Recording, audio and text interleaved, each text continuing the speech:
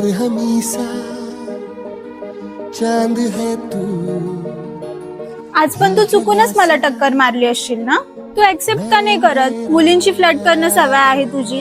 हो हॅलो, नेहमी तुला असं का वाटतं की मी तुझ्याशी फ्लर्ट करायला ट्राय करतो? कारण सारखं सारखं येऊन तू मलाच तर भेटतोस. हो हो, जशी तू मिस वर्ल्ड आहेस ना.